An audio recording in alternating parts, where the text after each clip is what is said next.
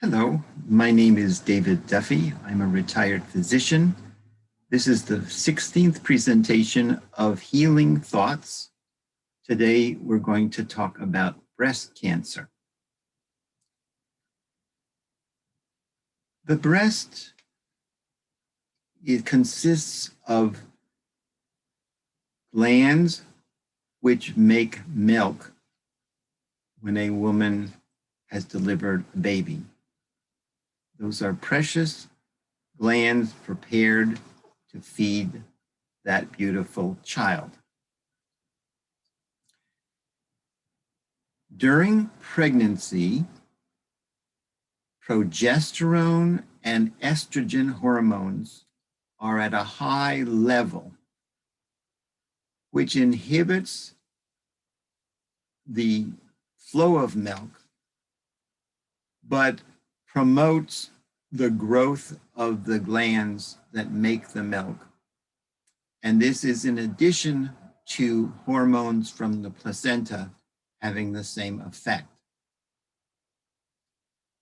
After the baby is delivered, the progesterone and estrogen levels drop dramatically, and that triggers lactation, the release of milk. The hormone prolactin continues to stimulate milk production. And when the baby sucks on the nipple, a hormone from the pituitary called oxytocin stimulates muscles around the milk glands to contract, and that squeezes the glands and releases the milk. So the breast tissue responds to the baby suckling to release the milk. That's beautiful. That's wonderful. That's a miracle. Now, what happens after childbearing years? The eggs from the ovary have been used up,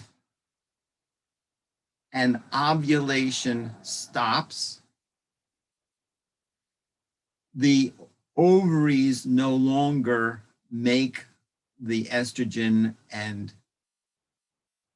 progesterone as they did to regulate the periods in the childbearing years.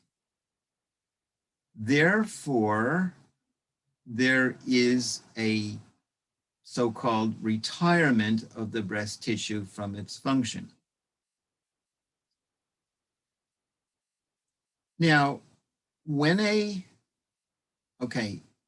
in New York City, the Brooklyn Navy Yard was open for many, many years, but it was closed down in 1963.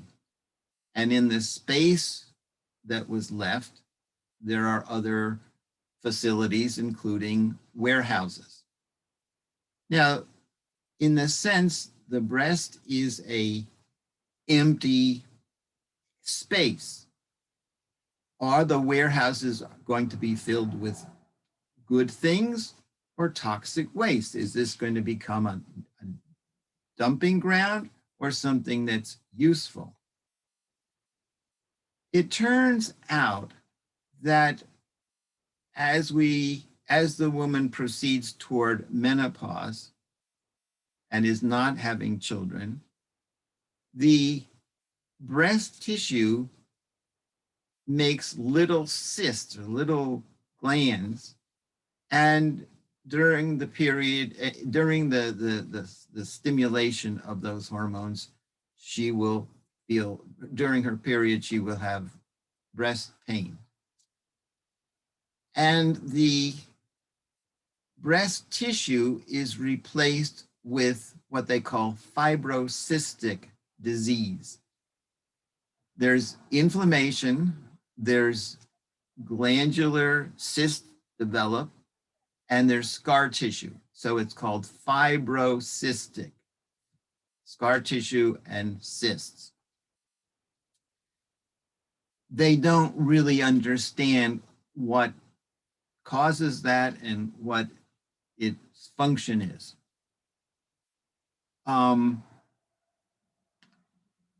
The body can have large cysts.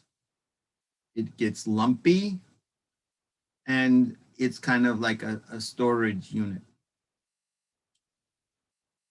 Where does breast cancer come in? Why would a breast that is no longer making milk turn into cancer? There are two kinds of early cancer changes that we're going to mention. The breast has glandular tissue and a ductal system. The ductal tissue is lined with, quote, epithelial cells. And sometimes those epithelial cells start growing abnormally. You couldn't say, oh, I have symptoms of breast cancer at this point because they're microscopic, but they can be detected with a mammogram. And the mammogram will show a thickening or some little calcium deposits or some indication of abnormality. And the mammogram would be positive. They would do a biopsy and find what they call ductal carcinoma in situ. That potentially can start growing and spread as cancer.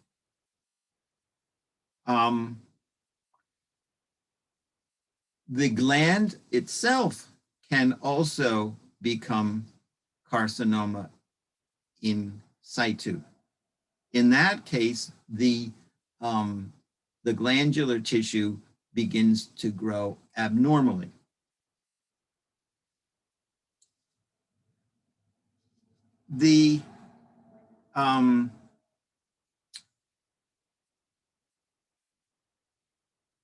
In order to prevent cancer, they have studied the risk factors. A woman who has had children and has nursed her babies has less of a tendency to get cancer. A woman who smokes, a woman who is overweight, has more of a tendency to get cancer. If cells divide and the genetics are abnormal, if there's a mistake in the DNA replication, a mutation occurs. With exposure to toxic waste, perhaps like in smoking or perhaps a chemical thing, can cause DNA abnormalities to cause mutations. The body has a way of correcting that normally. When the body starts growing abnormally, there is a system called apoptosis, a big scientific word, meaning self-destruction, planned destruction of the cells. When an embryo is growing and the hand is being formed, the cells that are going to form the fingers grow, but the cells between the fingers are eliminated, and that's called apoptosis. What happens is that a damage to the cell triggers the energy plant, the mitochondria, which makes the ATP from from the oxidation, that element sends cytochrome C, another element, into that builds up an indicator of ill health or not a good change, cell stress, as they might call it, triggers the cytochrome C to connect with another enzyme which activates the self-destruction. And that activation triggers a series of enzymes called capsase to degrade the cells, to break down the protein, to kind of demolish, almost like a demolition team taking down a building. And as the cells collapse and it dies, the immune system comes in and swallows it up and digests it and cleans up the mess. Okay, so that's called apoptosis. That's how we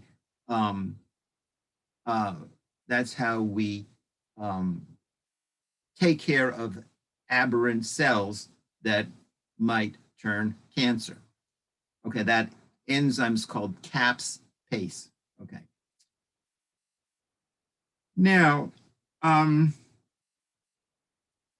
what causes cancer? Why does cancer form? The DNA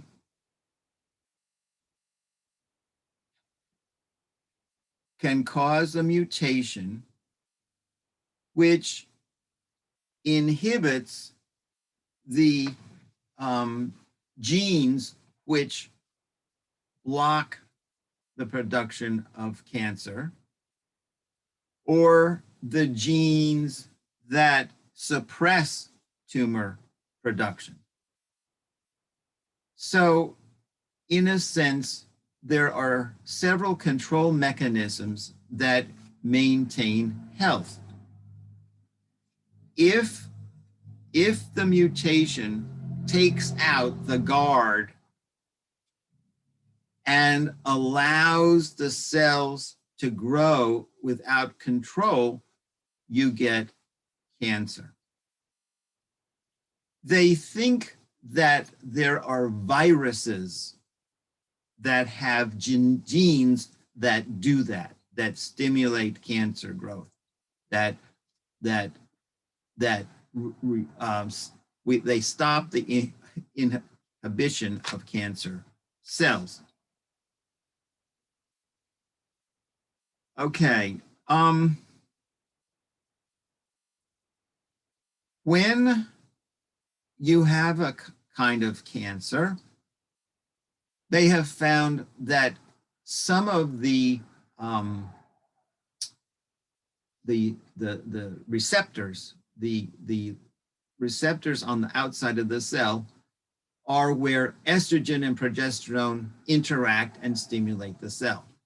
So that when the woman is pregnant and the estrogen is high and the progesterone is high, those hormones are landing on that cell of the gland and giving it the signal to grow. And it turns out that certain cancers also have those estrogen and progesterone receptors where they receive the signal. Okay. So a woman has an abnormal mammogram. There's a biopsy taken. They analyze the cell. It's estrogen positive. They take out that small little cancer area. And how are they going to prevent it now? There is a medicine called tamoxifen. And that is a chemical that interacts with the estrogen receptor on the breast cell and blocks it from being stimulated by estrogen. And by taking that on a regular basis, you can prevent cancer growth. And that's one of the treatments of choice. Unfortunately, that also can cause side effects like strokes and blood clots, but you're going to have the risk to benefit ratio to consider. Okay, now in modern medicine, they really haven't studied in detail why the fibrocystic changes occur in the kind of retired breast and what causes the early sign of cancer and what causes the malignant phase where it spreads, the lump forms, the breast is deformed, and it spreads to the bone and the liver and the brain and things like that. The advanced forms of cancer that can be very devastating and frightening. Modern medicine's approach is to say, okay, we got it covered. A woman who's 50 years old or earlier, if there's a family history of breast cancer, you should have a mammogram every 2 years for the next 25 years. Age 74, 50 to age 74, you knew that. And we will check and make sure that cancer doesn't develop. And if it does, we will check it out and hopefully treat it early and prevent serious cancer. We got it covered. Wonderful. In what I call self-reliant medicine, that doesn't sound the best. How are we going to prevent cancer if we don't ask the question and experiment? Okay, if we are going to consider why a woman gets cancer, we want to think about what goes into the body that could influence it. Certainly alcohol, nicotine, caffeine, those kind of toxins are harmful to the body. So to have prevention, we need to cut those out. We don't know the actual dynamics of the cancer production. So we need to take an overview and do the best we can so that we can keep the body clean. We're going to, now let's think what belongs in the body. When a woman is pregnant, they have a very careful diet. They don't want to, put anything bad in the system that hurts the baby. If you drink while you're pregnant, you can have alcohol fetal syndrome, which can cause brain damage to the child. Okay, so let's think. What about fresh fruits and vegetables? That should be good. What about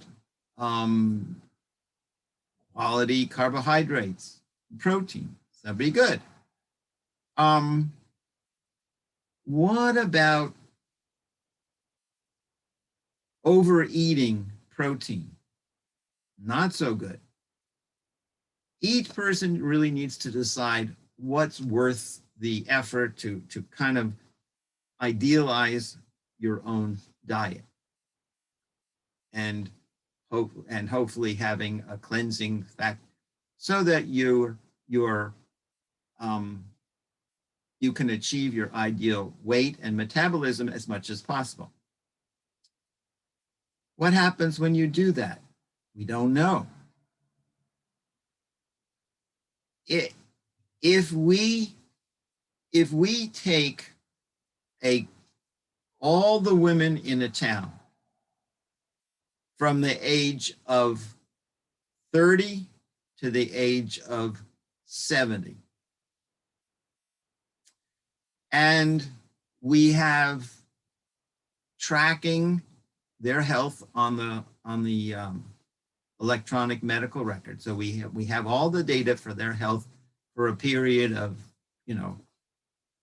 30, 40 years, like the Framingham study for the heart. Then we can see how many children they had. Did they nurse? Did they not nurse? When they went through menopause, did they get fibrocystic disease? Didn't they get fibrocystic disease? If they had a family history of breast cancer, did they get breast cancer? Did they not? Is there anything that made a difference? And if we look carefully, we can do research to find out what a healthy diet habits can do.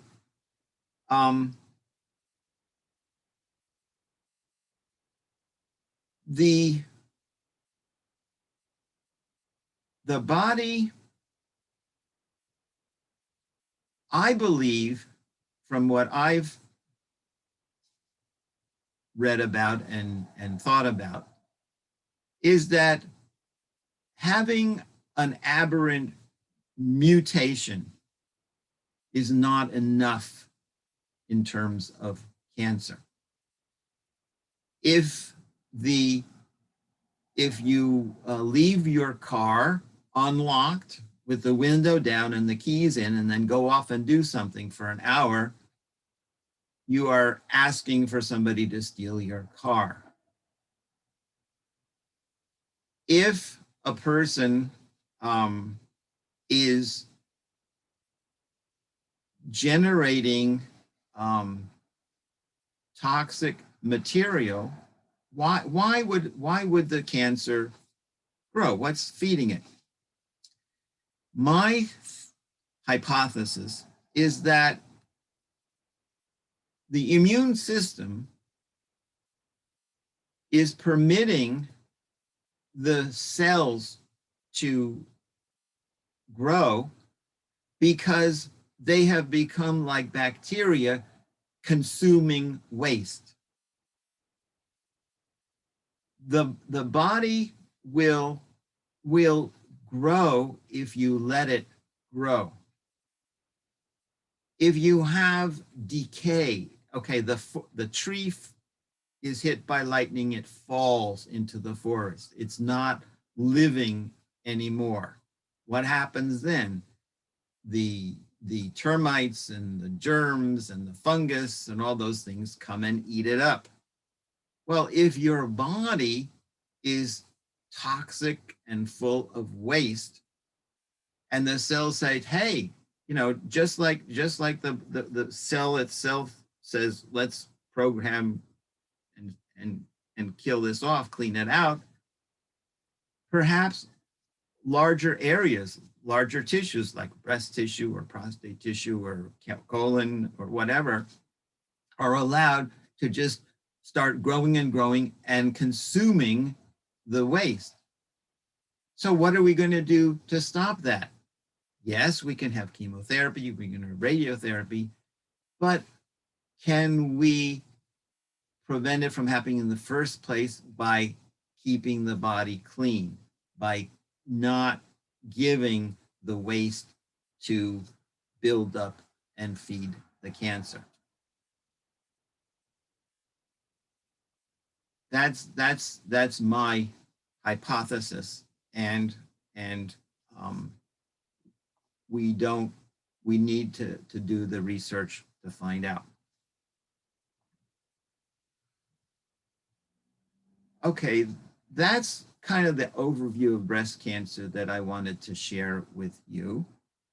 And and if you're interested in self-reliant medicine and being a medical research associate to really um, do good things for your body and keep a record of that, I would welcome that and encourage you to do so, and uh, keep a record yourself, and then share your findings with your doctors. So that concludes my discussion today of breast cancer, and next time we will talk about cancer of the prostate.